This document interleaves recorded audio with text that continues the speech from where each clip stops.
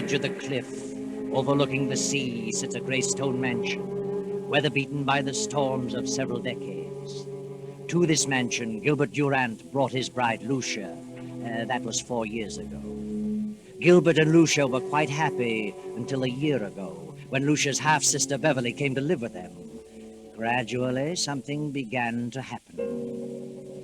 Lucia felt that some insidious horror was beginning to gnaw at her happiness.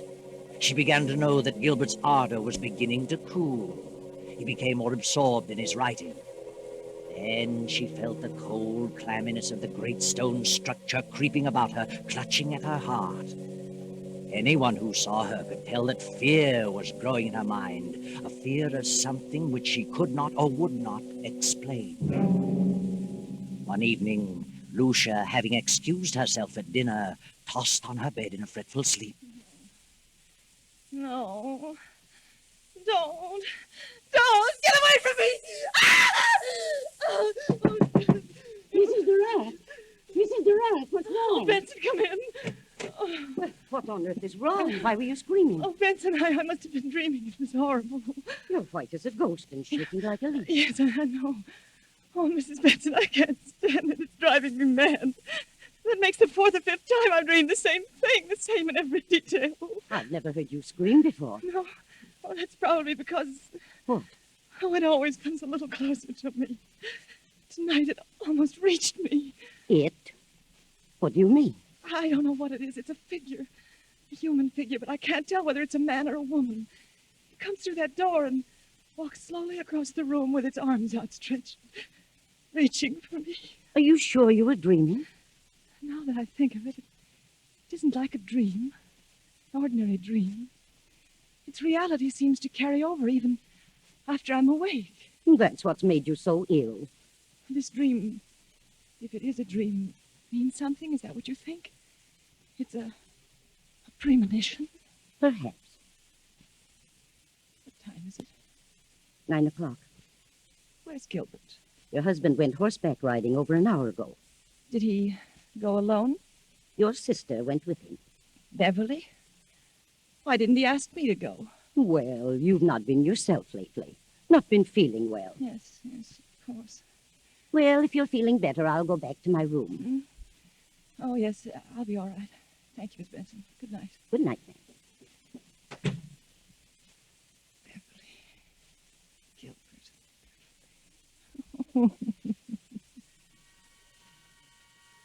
Lucia lay there for a while, staring wild-eyed at the patch of moonlight on the bedroom door, listening, waiting.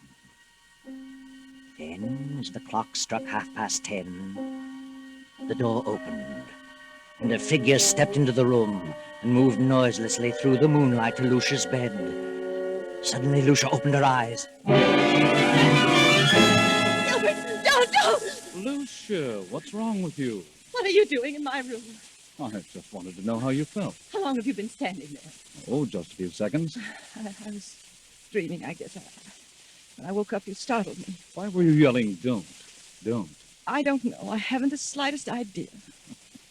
I talked with Dr. Handy about you today. I told him how run down you were, and he suggested that I get a tonic for you. I'll drop in at the drugstore on my way home tomorrow evening. A tonic? Yes. Well, what is it? Oh, I don't remember. Something in strychnine. Strychnine? Yes, he said it would give you an appetite. Where have you been, Gil? Oh, I've been riding. Nice moonlight night. Very pleasant. Did Beverly enjoy it? Yes, she's an excellent rider. I've decided to buy that filly from Thompson. Going over there tomorrow afternoon. Is Beverly going with you? Yes. She's a good judge of horseflesh. Why? Nothing. I just asked. Well, good night, Lucia. See you at breakfast? Yes. Good night. Something and strychnine. Something and strychnine. Lucia jumps from her bed, rushes down to the library, snaps on the light and steps to the shelf holding the encyclopedia. She runs her fingers down the long line of books, LMNOPR, and then she stops and stares. The S to T is missing. Then she sees it on the desk, the missing volume. She rushes to the desk and stares down at the open page. Yes. Yes, that's it. Strychnine. I'll tell you what, Beverly, I'll leave the deal entirely up to you. Up to me. Oh, Gil, that's not fair. Why not? Well, suppose she turns out to be a lemon. I don't think she will, because you're going to have the job of training her. Oh, you certainly flatter me. Not in the least. Oh. Good morning, Lucia. I just realized what time it was. You'll be leaving in a few minutes. Yes, it's 9 this very minute. But step on it. More coffee, Beverly? No, thanks. How do you feel, Lucia? Better. Much better. You better eat something. No, I can't. At least some coffee. Yes, I'll have some coffee. I've got to run. See you later, Lucia. Yes, Gil. And I'll see you this afternoon at 2, Beverly. Yes, I'll meet you in town at 2. Oh, Gil, don't forget Lucia's medicine. No, I won't. Bye, Lucia. Are you meeting Gil in town, Beverly? Yes, he wants me to decide on that filly he's interested in. Where did you learn so much about horses? Oh, seems to be natural. Why don't you get interested in horses, Lucia? Why should I? What are you interested in? Well, I am interested in a few things. My husband in particular. You don't act interested in anything. Really? Well, if you'll take my advice, you'll snap out of this coma and get some pep. Does Gil like women with pep? No man cares about a woman who sits around and mopes. I think you're a hypochondriac, Do you? and you should do something about it. I intend to. I intend to do something about it. I'm glad to hear it. Get out and do things. Play games, golf, tennis, swim, and ride. Maybe this medicine will fix you up. You know all about it, do you? What is it? Oh, I don't know. It's a tonic, a builder-upper. I wish I could believe that. But at least you can try it. Won't hurt you. No? I wonder.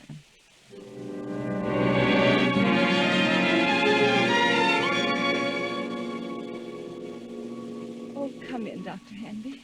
Now, Lucia, why did you call me out here? What's wrong? I just couldn't make it into town. Oh, it can't be as bad as all that.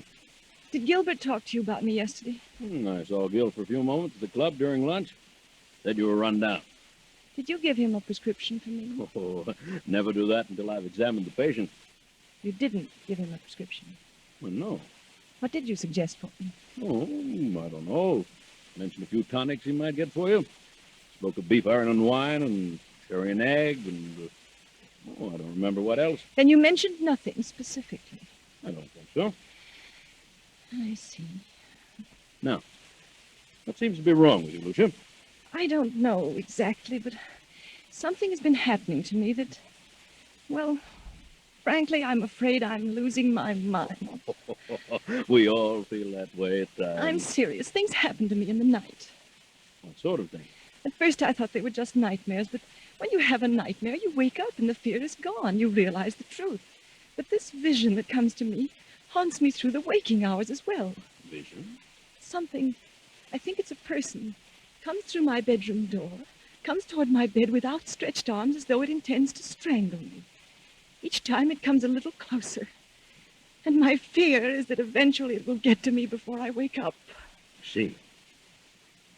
You always dream the same dream? If it is a dream, yes. And who is the person? I don't know. You don't think it's really a dream? No. I think it's a premonition. Have you any basis for such a fear in real life? Is there someone or something that you're afraid of? Doctor, I'm convinced they're not dreams, that I'm not asleep. Oh, nonsense. I'm positive they're not mere dreams. Well, I think it's all due to your rundown condition.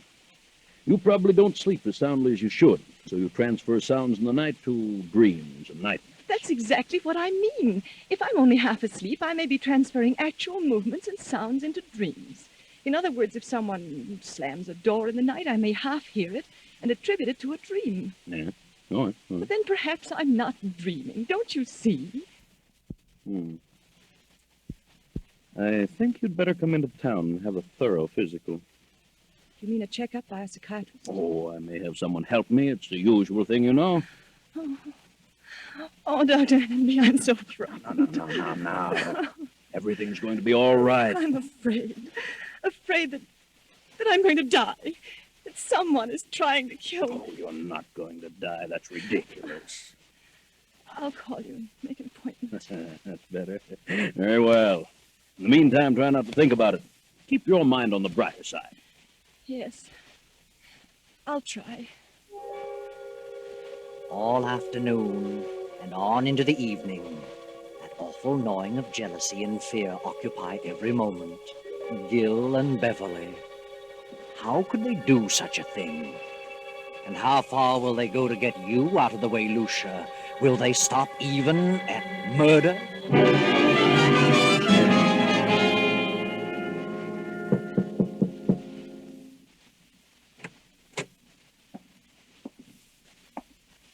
Are you asleep, Lucia?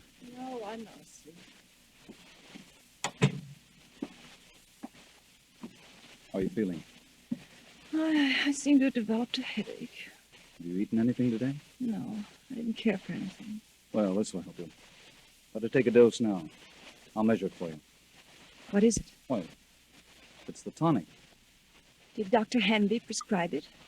Yes. Yes, he did. Where's Beverly? Down in the library. Did you buy the horse? Yes, Beverly thought she was a fine animal. I didn't know Beverly knew so much about horses. She's a horsewoman after my own heart. Is she? Rides like the wind, too. She had intended to go home tomorrow. Is she staying on? She's got to. I wouldn't think of her leaving now. Why not? Well, for one thing, she's going to train the horse. And what else? Why, nothing else. Here, take this. It's a little bitter, but you'll get used to it. Gil, Go ahead, it won't hurt you. I don't want it. And why not? It has poison in it. I suppose it does have a little, yes. But only enough to act as a tonic. I don't want it. I won't take it. Are you going to act like a child? Take it and quit arguing. I won't. Take it, swallow it down. I can't take it. You're impossible, Lucy. I'm afraid. You need this medicine, but you're so confoundedly stubborn you'd rather sit around and mope all day. Very well, there it is. You can take it or not. I'm disgusted trying to help you pull out of this. Good night. No. Wait, Gil. I'll take it. I'll take it. I don't care whether you do or not. There. I've taken it. Terribly bitter. Well, that's more like it. Now take another dose around 11. Gil, where's Mrs. Benson? Why, I told her she could have the night off. Thought she might like to spend the evening in town. You let her off. Yes, she's been sticking pretty close lately. Yes, she has. Good night. Good night, Lucia.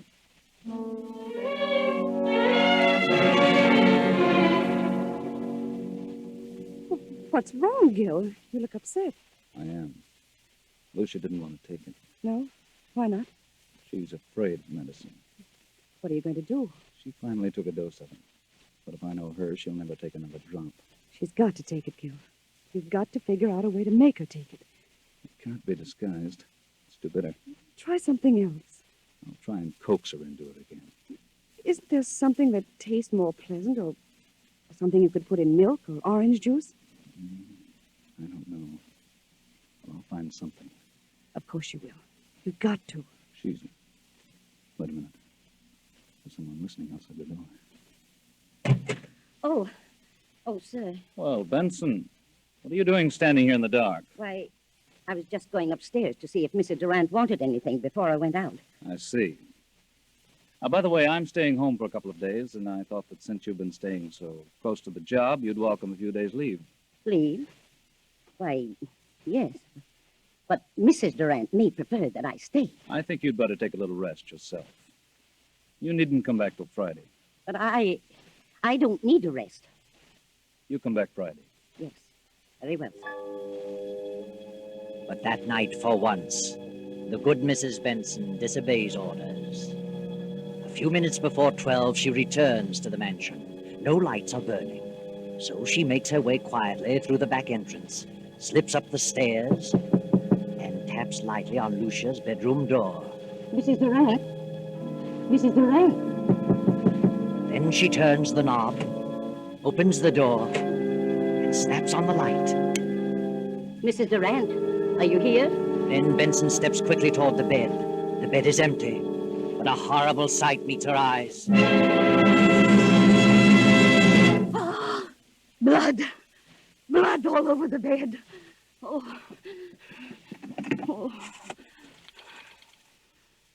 Get me the police department.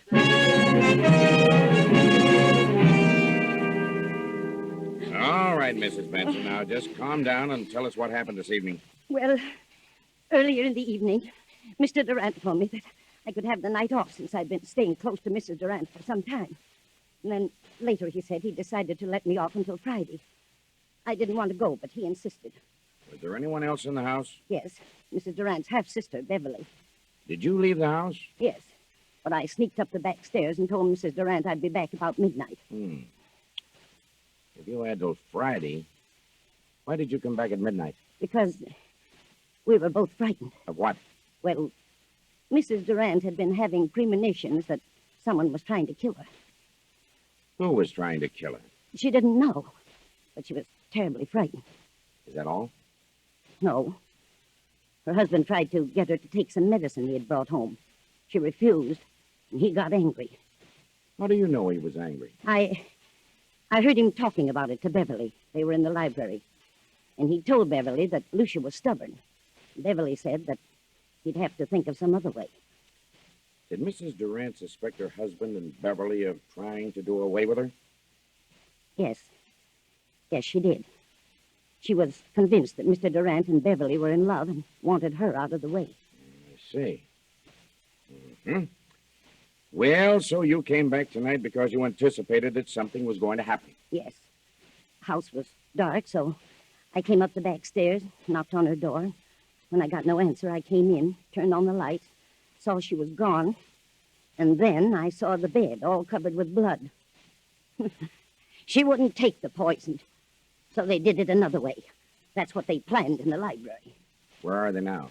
Any idea? Well, they didn't expect me back tonight, so they're probably gone to dispose of the body, intending to come back here and clean the place up later.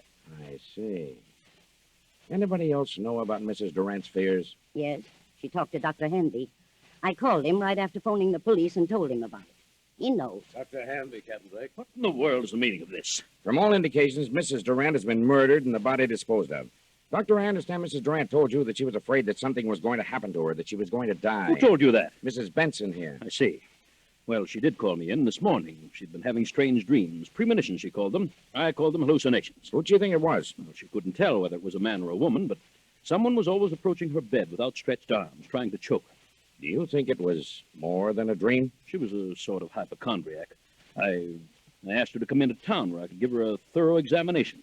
I didn't take her story too seriously, but this certainly puts a different slant on the entire picture. Yes. We haven't found the body, but I have men out looking now. We'll find it. Here's Mr. Durant and his sister-in-law. I found them about half-mile down the beach. Oh, how are you, Durant? What in the world goes on here? What's wrong, Doctor? Take a look at that bed.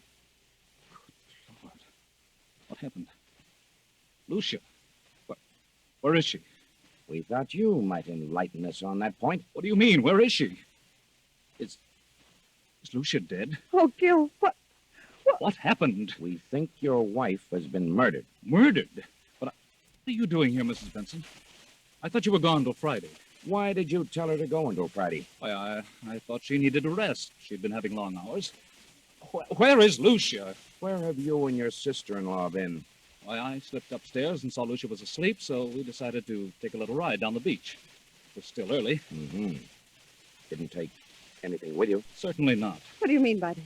What would we take? I don't know. I just asked. Did you two try to get Lucia to take some medicine? No. Wait a minute, Beverly. That won't do any good. Yes, we did. Lucia was run down and needed a tonic. But she refused to take medicine. Why did she refuse? I don't know. Maybe she was afraid of being poisoned. Poisoned? Why should I want to poison her? Lucia was my wife. How long has your sister-in-law Beverly been here with you? Well, I don't know. Quite some time. Just a minute. Are you inferring that Gil and I... I'm not inferring anything. I merely asked you a question. Oh, Gil, tell him that... Just a moment, Beverly. Mrs. Benson, what have you been saying? What did you tell them? I told them the truth. You think I planned to kill Lucia? Is that it? Yes, you and this woman. You're out of your mind. You tried to get her to take some medicine. She knew you were in love with her sister and that you were trying to poison her. And how did she come to that conclusion? She had premonition. That means nothing. And besides, I heard you talking, you and Beverly, planning the whole thing. What? She's lying. I heard you. And when you realized Lucia wouldn't take the medicine, Beverly said you'd have to think of some other way. Some other way to what? To get rid of her. To kill her. There must be some... Dr. Hanby, you know better than this. Do you think I had a reason back of wanting to know about various medicines? Well, no, I didn't. Not at the time, but now... Now, what? Well, sorry to say, it all adds up to something suspicious. Seems more than just coincidental. Do you think I killed Lucia? Look about you. Look at the room. What else am I to think? What was the tonic you tried to give your wife? It had strychnine in it. That right, Durant? Oh, yes. It was one of the things Dr. Hanby mentioned. It was iron, quinine, and strychnine. Did you mention that, Doctor? Well, suppose I did. It's a commonly known tonic. Did you add anything else to it, Durant? Certainly not. How about it, Sergeant? What's the report? The bottle contained iron, quinine, and strychnine, and a heavy content of arsenic. Arsenic? But that isn't possible. I put nothing in it. Where would I get arsenic? It was in there just the same. Good heavens. Doctor, this isn't true. You know it isn't. I hate to say it, Gil. But the evidence looks bad for you. Benson knows what this is all about. She's lying. She knows Gil wouldn't do such a thing. She's back of it all. Why? I don't know. But believe me, I'll find out if I have... That'll do. Under the circumstances, I think you'd all better come down to headquarters so we can keep you separated. Come on. And no more talking. After 48 hours, hours of relentless grilling, endless questioning, Gil and Beverly are released on a writ of habeas corpus. Weeks go by, and Lucia's body has not been discovered, so the district attorney makes a public announcement that no murder charges can be preferred against them due to lack of corpus delicti, the failure to produce the body, Lucia's body. Then one evening, Beverly and Gil talk in the library. Beverly, I want you to know how wonderful I think you've been. You stuck right beside me, never lost your nerve, and, well, you're one girl in a million. Oh, thanks, Gil, but it isn't over yet.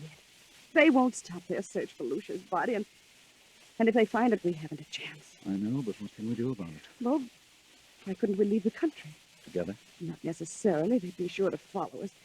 But we could go separately in different ways, and... And meet someplace later on? Is that what you mean? Yes, that's what I mean. It seems a bit mad. It would be equal to an out-and-out confession. Oh, but Gil, if they find Lucia's body, we haven't a chance. It's too strong against us. We could never come back, Beverly. What of it? I don't want to die, Gil. And I don't want anything to happen to you. Beverly, I don't know what to say. I'm frightened, Gil. I can't stay here with such horrible fear hanging over me. I'll go mad. If you don't go, then I will. I'll leave tonight. Please, Beverly, I need you more than ever now. Please don't go. Don't worry, Gilbert. She won't leave you. Good heavens, Lucia. I won't let her leave you. I'll see that you both go together and stay together for a long, long time. Lucia, what? Lucia. We thought you were dead. Disappointed, aren't you? Where have you been? What are you going to do with that gun? You thought I was dead. Well, I'm not. I'm live enough to pull this trigger. I've been hiding for weeks. And I've been behind those curtains for the last 20 minutes. I heard every word. Now I know you're in love with each other. Now I know you wanted to do away with me. In love? Beverly and I? From the day she came here. She took you away from me. I did not. We never thought of such a thing. Never. Never entered our mind. Why lie about it? You've let your imagination run away with you, Lucia. You're insane. You think so? Well, if I am, it's your fault. Yours and Beverly's. You've driven me insane, both of you. I had a plan to get even with you, to make you pay for what you've done, but it failed. What plan? You see, I didn't know about the law of corpus delicti, but I do now. And this time there will be a body. 2 bodies. Yours and Beverly's. You're a suspicious-minded devil, Lucia. I planned to trap you on a murder charge, my murder, but it's going to be your murder now. You were convinced that Beverly and I were in love? Of course. I never needed a dream nor a premonition. I cut myself and smeared blood on the bed and disappeared. When I found they couldn't touch you without the corpus delicti, I came back to kill you. Lucia, you fool, you vicious-minded fool. I'm going to tell you something. And go ahead and shoot me if you will. Lucia, not until now, this very moment, has the thought of loving Beverly ever occurred to me. You never loved Beverly? No. But I can tell you this, Lucia. Now that I've seen you as you really are, I could never love you again, never. Gil. Wait, Beverly. But I was sure I was convinced that you would ever... You were sure only because your warped, jealous mind convinced you that there was something between us. You mean You've certainly made a sorry mess of your life, Lucia. Then all I've done is kill your love. Oh, Gil. Yes, Lucia. And you've no one to blame. No one but your own miserable self. Lucia! Don't, Lucia!